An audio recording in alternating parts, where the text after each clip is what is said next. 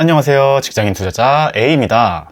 미국이 한 번 더 기준금리를 동결함에 따라 나스닥을 비롯해서 여러 자산시장에 따뜻한 바람이 불고 있습니다. 제가 아마도 연초부터 기준금리가 동결하게 되면 자산시장에는 좋은 영향을 미친다, 기회의 창이 열린다라고 말씀을 드렸었죠.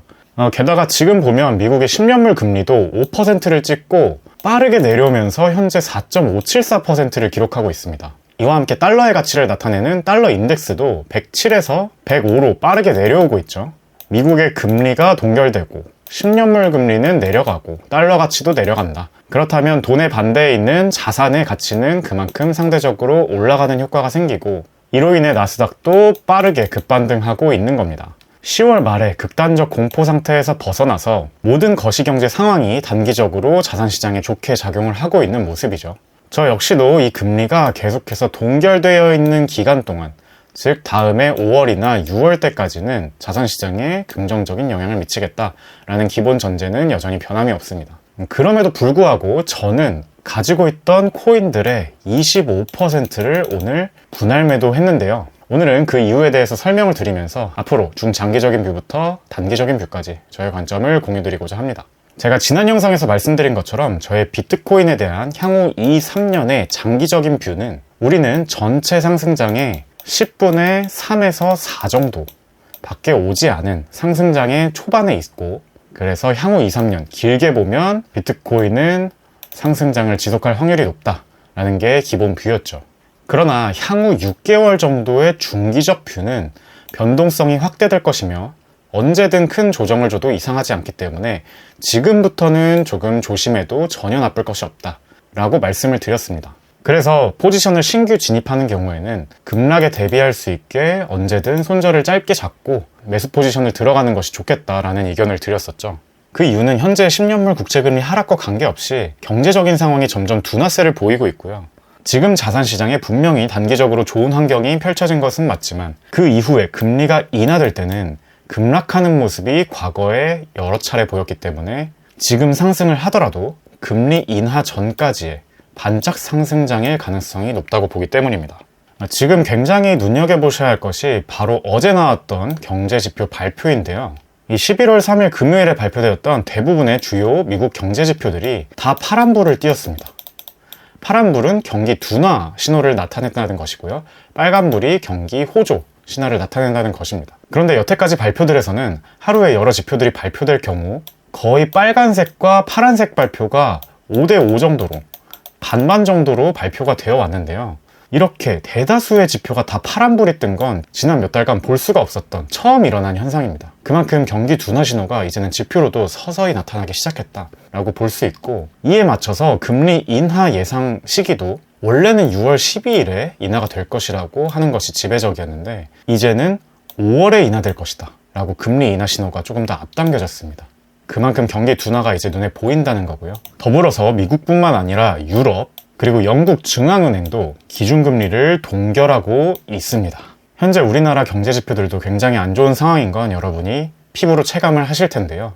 이처럼 전 세계 경제가 저는 이제 침체의 초입으로 가고 있다라는 생각을 하고 있고, 그래서 내년 5에서 6월쯤에는 금리가 인하되면서 그만큼 경제가 못 버티고 주식시장과 코인시장이 한번 위험을 겪을 가능성이 점점 높아지고 있다라고 보고 있습니다. 자, 이번에는 조금 더 차트적인 근거들을 드려볼게요. 조금 전까지 말씀드렸던 것처럼 지금은 현금 비중을 소폭 늘려도 된다고 판단을 했습니다. 제가 다 판 것이 아니라 25% 정도만 팔았다고 했죠. 그래서 여전히 75%의 물량 들고 있고 25% 정도는 현금 비중을 늘려놔도 나쁘지 않겠다라는 생각을 했고, 또 저는 거의 대부분 20K 때 매수를 했기 때문에 이미 많이 먹을 만큼 먹었다, 이미 올해 목표는 채웠다라는 생각도 했고요. 두 번째 근거가 지금이 굉장히 중요한 저항 구간입니다. 현재 36.5에서 39K, 여기 있는 저항 구간을 뚫으면 저는 69K의 역사적 고점까지 뚫으러 갈 가능성이 매우 높다고 생각합니다. 그리고 저점에서부터 올라오는 이 중기 추세선이 있었는데요. 중요한 지지선이었다가 뚫리자 급락이 나왔었죠. 그런데 어느새 이 저항선 부근까지 다시 올라왔습니다. 그래서 대각 저항선도 있고 말씀드렸던 매물대 저항 구간도 있다가 두 번째 이유이고요. 세 번째가 일봉 하락 다이버전스입니다. 여기 고점은 높였지만 RSI의 고점은 내려갔죠. 그래서 단기 조정이 있을 가능성이 점점 높아지고 있다 라고 생각을 하고요. 다음으로 네 번째 근거는 파동적인 관점입니다. 지금의 파동을 보건대 지금은 이렇게 러닝 플랫 후에 큰 상승이 나오지 않는 이상은 이 강력한 저항 구간대를 바로 뚫을 확률은 낮아 보인다. 바로 오르더라도 이 저항 구간, 즉 플러스 10에서 12% 정도 밖에 오르지 못할 확률이 높아 보인다 라는 것이고요. 그런데 만약에 이게 진짜 러닝 플랫이어서 뚫으면 어떡할 거냐, 어떻게 대응할 거냐 라고 하신다면, 오를 때 현재 고점을 뚫는 순간 짧게 손절 잡고 추격 매수를 해서 이 대박 상승을 따라잡거나, 아니면 아예 39K를 충분히 넘어서서 제가 생각하는 이 주요 저항 구간대를 충분히 넘어서면 차라리 42K 이상에서 추격 매수를 하는 것이 더 안전하겠다 라고 생각하고 있습니다. 마지막으로 다섯 번째 이유는 조정이 조금 더 깊게 오면 한 번 더 좋은 매수 자리가 올 것으로 생각하기 때문입니다. 지금 비트는 많이 올라서 강력한 저항 구간에 맞닿고 있는데요.